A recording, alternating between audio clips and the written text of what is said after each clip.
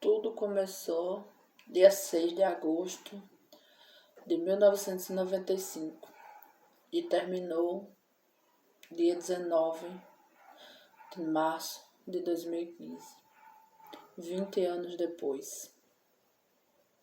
Hello, babies! Tudo bem com vocês? Hoje eu vou gravar o último vídeo do relacionamento abusivo, né? Do canal, né, gente? Porque uma blogueira de 4 vídeos não é uma blogueira, né?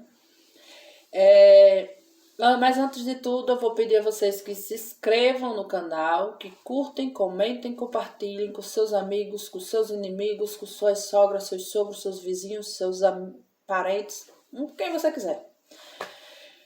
Que, assim, ajuda o crescimento do canal e pode ajudar, assim, muitas mulheres que estejam passando por um momento difícil na sua vida com algum relacionamento abusivo. Então, vamos lá. Se eu me engasgar, assim, né, porque eu me emocionei, que foi um dia muito difícil na minha vida e muito doloroso. Então, eu vou logo pedindo desculpa aí pelas pausas. Assim, quando foi em 2011, mais ou menos, dia 31 de 2011, foi quando eu comecei a sofrer agressão física mesmo, a física. As psicológicas eu já sofria. Assim, aí eu comecei a botar na minha cabeça, eu comecei a trabalhar, abri minha loja, né, decoração de festa, de criança, uma coisa que eu amava, que eu tinha paixão em fazer, e me doeu muito me desfazer daquilo. Então, assim, em 2011 foi quando eu comecei a abrir o olho. Pouco tarde? Não. Tarde é quando a gente morre. Mas eu comecei a perceber que aquilo não era saudável. E como eu sempre fui uma pessoa muito reservada na minha vida, nunca gostei de estar comentando nem do meu relacionamento, nem da minha vida, nem de nada, eu guardei aquilo para mim e comecei a planejar uma separação. Eu toda a vida que falava de separação, ele vinha, não aceitava, queria me bater, às vezes me batia. Como eu já contei no vídeo anterior, o dia que ele me puxou pelos cabelos e tal. E assim, eu comecei a martelar aquilo na minha cabeça, que não era pra mim. Aí passou-se 2011, 2012, 2013, 2014, a gente perdeu a casa da gente, porque a gente tem uma casa pela Caixa e por uns problemas lá, a gente perdeu essa casa. E ele ficou pior do que ele já era. Quando foi em dezembro de 2014, desculpa, eu tava em Santa Cruz, na casa da irmã dele, e a gente foi numa loja comprar roupa de final de ano, né, pra minha filha, pros meus filhos. Aí a gente fez uma brincadeira no carro, eu, meus filhos, os filhos da minha ex-cunhada, e assim, falou bem assim, vamos fazer uma retrospectiva do ano? Aí meu filho de 6 anos, na época, olhou pra mim e fez assim, e disse assim, esse foi o pior ano da minha vida. Aí eu disse, por quê? Aí ele disse, porque eu vi meu pai bater em você. Nossa, aquilo me doeu, aquilo me matou por dentro, me consumiu, que eu comecei a botar na minha cabeça. E eu comecei a botar na minha cabeça que eu não queria mais, e eu não aceitava mais. E por eu não estar mais aceitando viver com ele, a violência só aumentava. As coisas só aumentavam. Quando foi uma vez, eu conversando com uma advogada, e ela perguntou se eu tinha como ir embora, morar em outro estado. Fugir dele, né, literalmente. Eu disse que tinha. Aí ela pegou e disse, então por que você não vai embora? Já como ele não aceita a separação. Mas eu, na minha cabeça, uma hora ou outra ele ia aceitar, entendeu? Uma hora ou outra ele ia concordar que eu ia me separar dele. Porque assim, a gente tinha 3 filhos, a gente tinha construído uma vida, eu tinha uma loja, eu tinha móveis, muitos móveis, e eu só gostava de coisa boa. Até hoje eu gosto, né? Eu tinha meu carro, e assim, tudo começou a desmoronar quando eu perdi a casa. E aí ele pegou e não aceitando, né? Sempre. Aí eu comecei a botar na minha cabeça de ir embora para qualquer lugar. Mas assim, dentro do Rio Grande do Norte mesmo. Nunca passou pela minha cabeça ir para outro estado. Quando foi em fevereiro, em janeiro, que foi o aniversário da minha mãe, que ele não queria que eu fosse, era aniversário da minha mãe, e eu e meus irmãos todos estavam organizando um aniversário surpresa para minha mãe. E ele não aceitou que eu fosse, disse que eu não ia. E a gente discutiu nesse dia, ele saiu para trabalhar. E estava meu irmão mais novo e meus 2 filhos em casa. Aí ele ficou tão transtornado que ele voltou. Ele voltou e me trancou dentro do quarto com ele. Queria que eu tivesse relação com ele, eu não quis. Ele me puxou pelos cabelos. Ele disse que tudo de ruim que estava acontecendo na vida dele era por causa da minha irmã mais velha. Porque a minha irmã mais velha estava passando por um problema e ficou um tempo na minha casa. Ele disse que tudo de ruim era por causa dela, que ela não prestava, que ela isso, que era aquilo. E eu não tô aqui querendo botar ele contra ninguém. Se ela quiser falar com ele, fala, é um direito dela. Eu não obrigo ninguém a falar com ele. Eu, particularmente, não quero contato nenhum. Mas a minha família é individual, cada um sabe do seu. Aí, nesse momento, meu irmão mais novo, no desespero, isso foi em 2015, no desespero, forçou a minha janela. Do que ele forçou a minha janela, do meu quarto, o meu ex-marido abriu a porta e quis bater no meu irmão, e quis correr atrás do meu irmão. E a minha filha chorando, meu outro filho chorando. Sim, antes disso, a minha filha estava num desespero tão grande que ela queria tacar fogo na casa para que eu abrisse a porta, ele abrisse a porta e eu conseguisse sair. A minha filha, ela tá aqui, ela sempre vê os vídeos e eu tenho certeza que se ela falasse aqui, vocês iam ver que eu não tô mentindo de jeito nenhum. E ele mesmo sabe da verdade, porque ele tá assistindo os vídeos. Aí, né, ela jogou papel queimado embaixo da porta. Só que assim, o desespero deles foi tão grande em me tirar daquele quarto que eles não estavam sabendo o que fazer. Aí quando meu irmão forçou a janela, ele abriu a porta e quis bater no meu irmão. Aí meu irmão, sem saber o que fazer, correu. Aí a gente começou a discutir, brigar. Minha filha começou a chorar, eu comecei a chorar. Aí ele mudou, porque ele sempre mudava a fisionomia. Parece que eu não sei nem o que. Eu não posso nem dizer que ele recebeu um santo, que eu estou ofendendo a religião. A religião da macumba ou do candomblé, não sei qual é a religião certa. Se eu tiver errado, alguém me fale. Porque eu estou ofendendo a religião. Porque ninguém faz o que ele fazia e se fingia que estava recebendo uma entidade e depois, né, se pagava de santo. Aí ele pegou e agarrou a minha filha.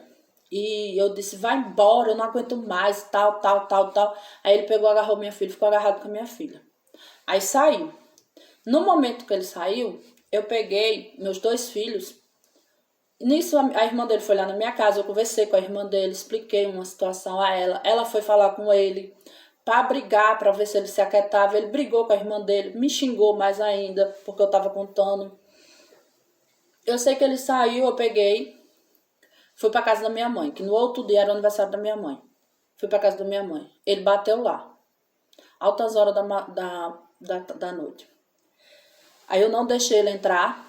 Ele perguntou qual era o macho que estava dentro da casa da minha mãe, que eu não podia entrar, que ele não podia entrar. E assim, ele sempre xingou a minha família, sempre falou mal. E foi um dia que ele pegou, disse que eu podia fazer o que eu quisesse. Eu tinha minha loja, eu moro em São Paulo, mas eu morava em Natal. Eu queria vir na 25 comprar coisas para minha loja, ele não deixou, dizendo que não tinha necessidade. Aí nesse dia ele disse que eu podia fazer faculdade, que eu podia estudar, que eu podia vir na 25. Se eu quisesse ir para a Europa, ele dava até o passaporte. E assim, eu disse a ele que não. Aí eu disse, olha, fulano, vá para casa, que amanhã, quando eu chegar, a gente conversa. Porque eu já estava com aquela fixação na minha cabeça, que eu ia me separar dele de qualquer jeito. nem que o que fosse.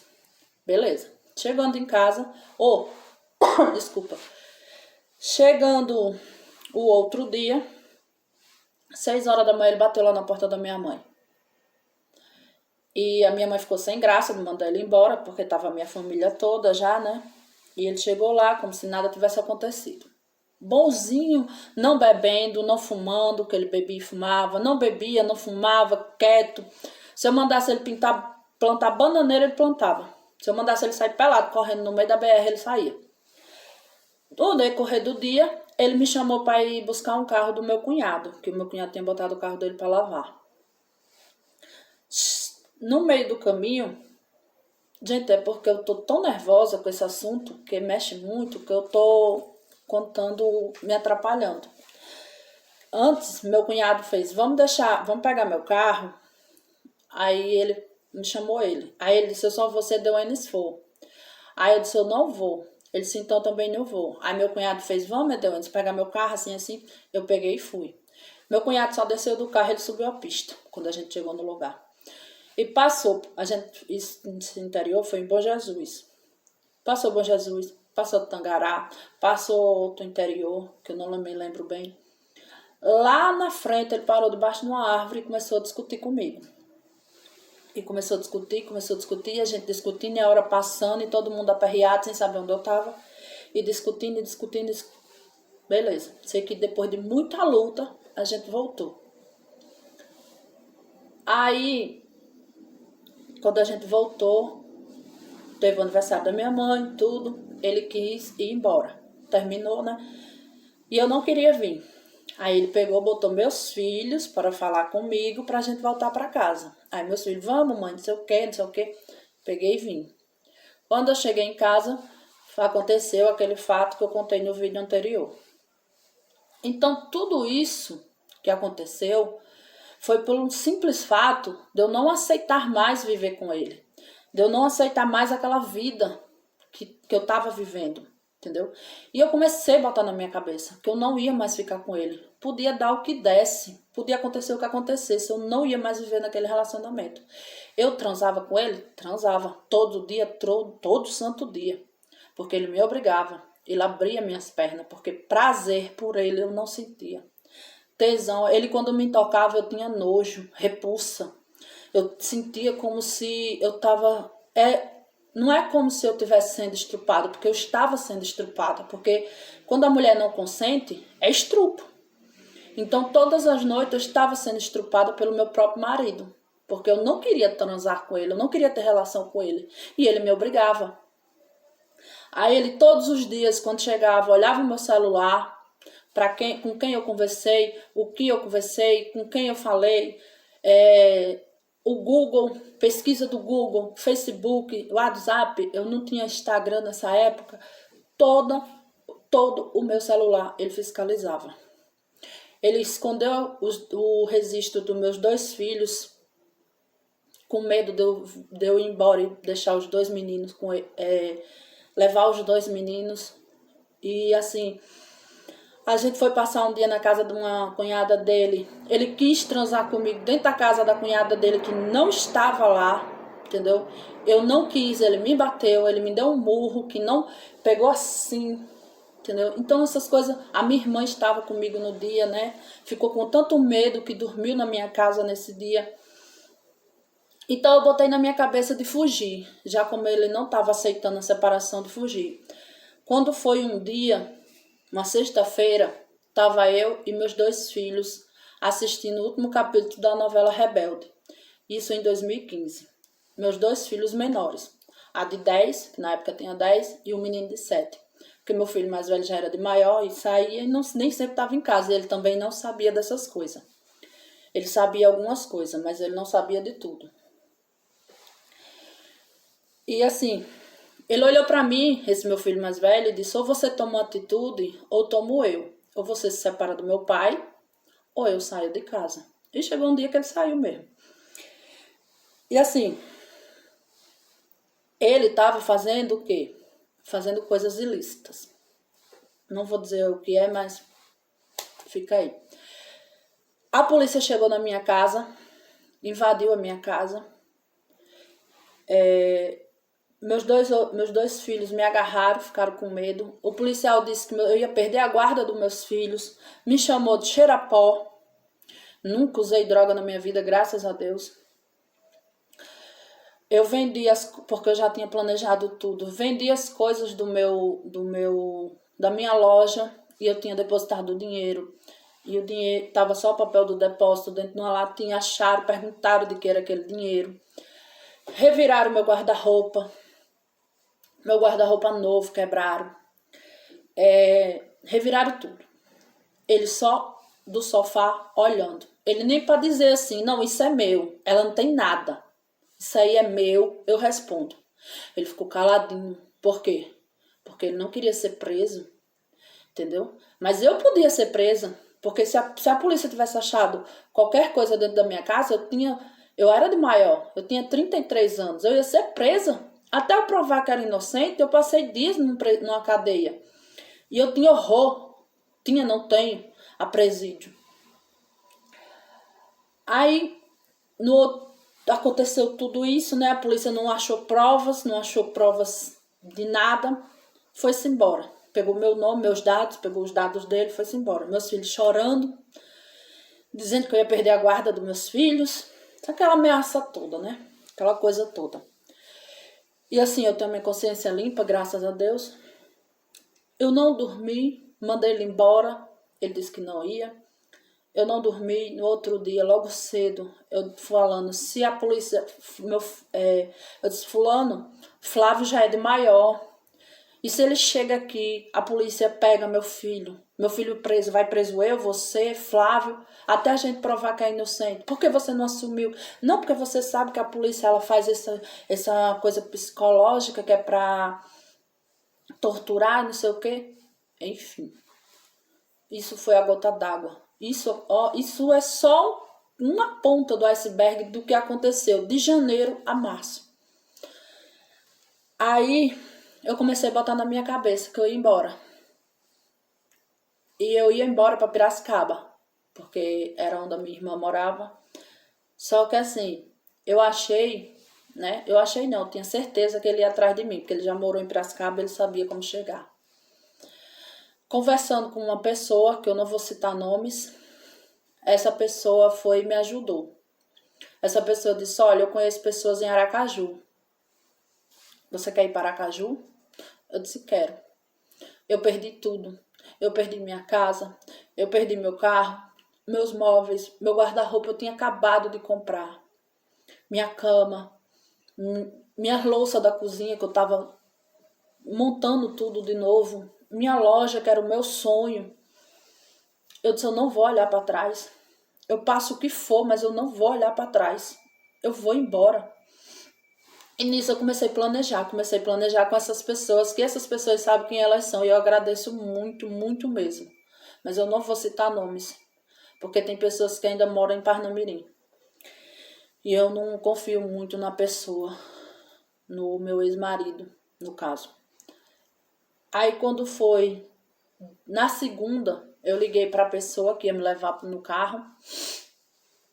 Aí aconteceu um negócio, não deu certo. Na terça também não deu certo. Na quarta também não deu certo. Quando foi na quinta eu liguei. Eu digo, ou é hoje ou é nunca mais. Eu não tenho mais coragem. Aí deu tudo, graças a Deus deu tudo certo. Quando foi meio-dia, eu folheando o meu livro, porque ele vendeu meu carro, e eu escondi o documento do carro para não transferir. Só que como eu já estava com aquilo na mente, eu queria amansar ele, para ele não desconfiar de nada. Aí eu folheando o livro, achei. E foi bem na hora que ele chegou. Aí eu fiz, olha fulano, achei o documento do carro, transferência. Ele disse, ai que bom, que não sei o que, vamos no cartório. Fui no cartório, transferi o carro. Transferi porque eu quis. Eu poderia não ter transferido? Poderia. Mas eu estava querendo me livrar de qualquer jeito daquela situação. Quando a gente chegou, almoçou, aí eu liguei, aí ele foi dizendo, eu vou para Parnamirim e mais tarde eu volto. Aí eu disse assim, tu vai demorar? Ele disse, não. Beleza. Aí a pessoa ligou para mim. Eu já tô aqui embaixo esperando. Aí eu disse assim, aí eu liguei para ele. Ela disse, tu tá onde? Aí ele disse, tô aqui em fulano de tal. Desculpa, gente. Aí eu disse, é porque os meninos estão com fome. Aí ele disse, então ele disse assim, eu vou no supermercado e vou levar as coisas. Aí eu digo, não, mas não tô morrendo de fome não. Ele disse, então lá para as 3h30, 4h eu chego com um lanche. Beleza. Eu já tinha deixado todas as minhas roupas organizadas de um jeito que ele não percebesse, as roupas dos meus 2 outros filhos, e eu só ia levar minhas roupas e as roupas dos meus filhos. Eu tinha televisão, eu tinha geladeira, fogão, armário. Minha televisão era dessas finas já, rack, sofá, guarda-roupa novo, tudo. Eu só peguei as minhas coisas, as coisas dos meus filhos. Eu entrei dentro do carro, no alvoroço. Uma bendita pessoa lá embaixo, não sabia o que se passava na minha vida, ligou para ele. Olha, fulano de tal, tua mulher tá fugindo com um homem. Porque quem estava dirigindo o carro era um homem. Mas não era meu amante, não. Foi uma pessoa que me ajudou. Aí eu olhei para minha filha estava comendo mamão nessa hora. Aí eu olhei para ela assim, ela viu toda a movimentação. Aí ela pegou e disse assim... Eu olhei para ela e disse... Você quer ir? Porque se você não quiser ir, eu não vou. Eu desisto. Aí ela olhou para mim e disse assim... Eu vou, mãe. Eu não aguento mais ver a senhora sofrendo. Eu vou. Pronto. Aquilo foi o estopim. Juntei tudo que eu podia, meu e deles. O carro ficou bem lá na frente e a gente correndo, eu e a pessoa, e a outra pessoa ficou no carro. E a gente jogou tudo dentro do carro e foi. Cheguei em Parnamirim, fui no cartório, tirei outros registros deles, fiquei na casa de uma amiga dessa pessoa escondida. Quando foi no outro dia, uma terceira pessoa que foi comprar as passagens para mim, no outro dia, eu peguei e viajei. Fui para São José pegar o ônibus. E no meio do caminho eu bati com ele. E ele não me viu. Ele vinha de moto e o carro parou. Tava eu, mais 4 pessoas e meus 2 filhos dentro do carro. E ele não me viu. E assim, foi um livramento de Deus. Porque ele não me viu. Aí a gente tirou para São José. Chegou em São José, a gente pegou o ônibus e viajou para Aracaju. Então assim, essa foi aí o começo do meu livramento. Infelizmente o vídeo ficou muito grande, então vai ter que ter uma outra parte para contar o final da história, porque tem uma outra parte, o final dessa história.